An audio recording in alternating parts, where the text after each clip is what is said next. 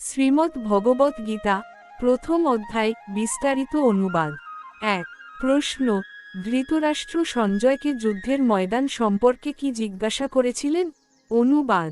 পবিত্র ধর্মভূমি কুরুক্ষেত্রের বিশাল ময়দানে যখন পাণ্ডব এবং কৌরব উভয় পক্ষের লক্ষ লক্ষ সৈন্য যুদ্ধের জন্য প্রস্তুত হয়ে একে অপরের মুখোমুখি দাঁড়িয়ে আছে, তখন অন্ধ রাজা ধৃতরাষ্ট্র অত্যন্ত উৎকণ্ঠার সাথে তার সারথি সঞ্জয়কে জিজ্ঞাসা করলেন যে সেখানে ঠিক কী ঘটছে।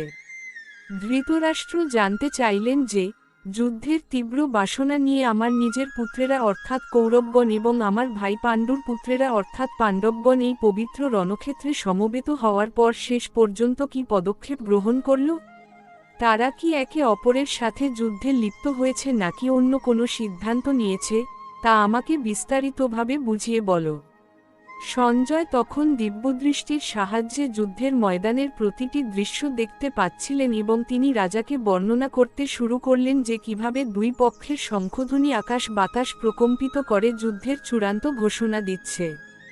সেই মুহূর্তে কুরুক্ষেত্রের ময়দান ছিল এক উত্তেজনায় ভরপুর স্থান, যেখানে একদিকে ছিল অধর্মের শক্তি এবং অন্যদিকে ছিল ধর্ম ও ন্যায়ের পথে থাকা পাণ্ডব সেনাদল। ধৃতরাষ্ট্রের এই প্রশ্নের মধ্য দিয়েই শুরু হল পৃথিবীর ইতিহাসের সবচেয়ে বড় এবং পবিত্র যুদ্ধের কাহিনী।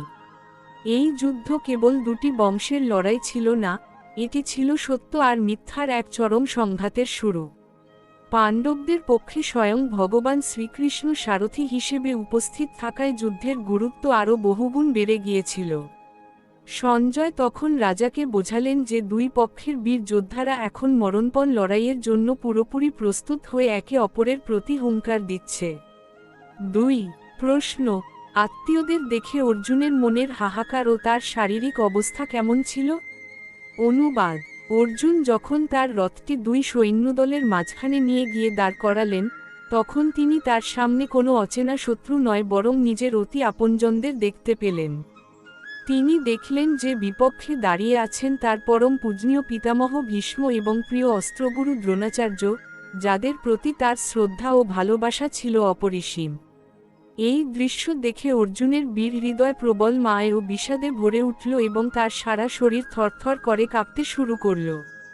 তার গায়ের লোম খাড়া হয়ে উঠল এবং প্রচণ্ড উদ্বেগের কারণে তার মুখ ও গলা শুকিয়ে যেতে লাগল। এমনকি যুদ্ধের জন্য আনা তার বিখ্যাত গান্ডীব ধনুটিও তার অবশ হয়ে যাওয়া হাত থেকে মাটিতে খসে পড়ল। অর্জুন শ্রীকৃষ্ণকে অত্যন্ত কাতর স্বরে বললেন যে, তিনি চারদিকে কেবল অমঙ্গল আর অশুভ লক্ষণ দেখতে পাচ্ছেন এবং নিজের আত্মীয়দের হত্যা করে তিনি কোনোভাবেই জীবনের সার্থকতা বা শান্তি খুঁজে পাবেন না। অর্জুনের মনে হল যে রক্তমাখা রাজ্য সুখের চেয়ে ভিক্ষা করে জীবন ধারণ করাও অনেক ভালো। তিনি ভাবলেন, যাদের সুখের জন্য রাজ্য ও বিজয় কামনা করা হয়, তারাই যদি এই যুদ্ধে প্রাণ হারায় তবে সেই বিজয়ের কোনো মূল্য থাকবে না। তার মনে হল স্বজনদের হত্যা করা মানে নিজের বংশের বিনাশ ডেকে আনা, যা কুলধর্মকে চিরতরে নষ্ট করে দেয়। পারিবারিক ঐতিহ্য ধ্বংস হলে সমাজ অধর্মের অন্ধকারে ডুবে যায় এবং বংশের পূর্বপুরুষেরা পর্যন্ত নরকগামী হন।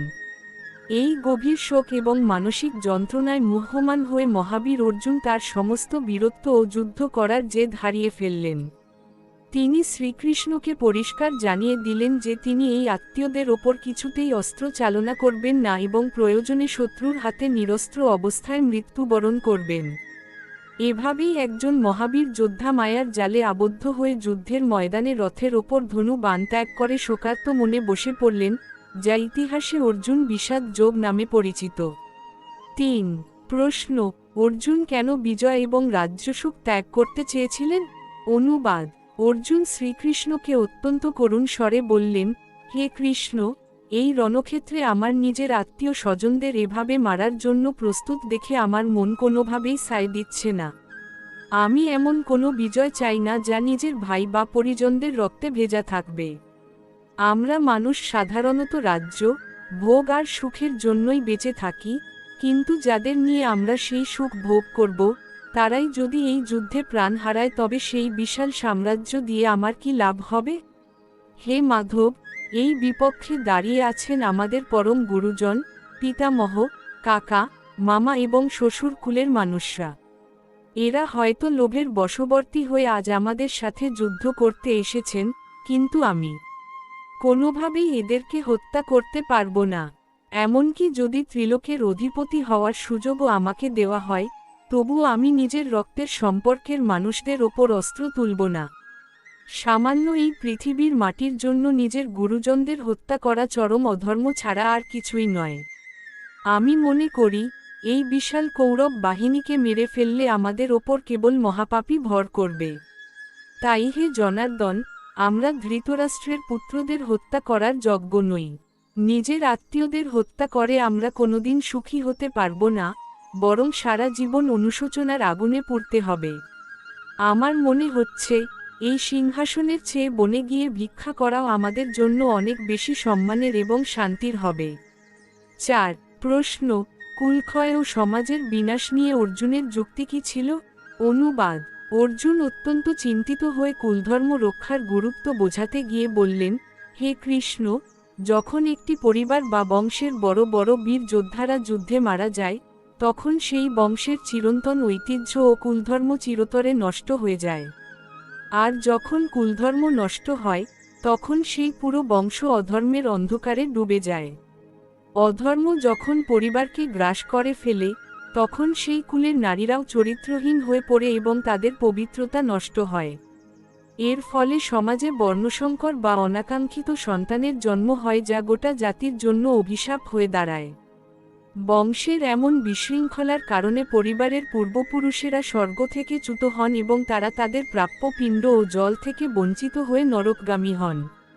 হে জনার্দন, আমি বুঝতে পারছি যে রাজ্যসুখের লোভে পড়ে আমরা এক ভয়াবহ পাপে লিপ্ত হতে চলেছি। আমরা জেনে বুঝে নিজেদের আত্মীয়দের হত্যা করে সমাজকে এক চরম অন্ধকারের দিকে ঠেলে দিচ্ছি।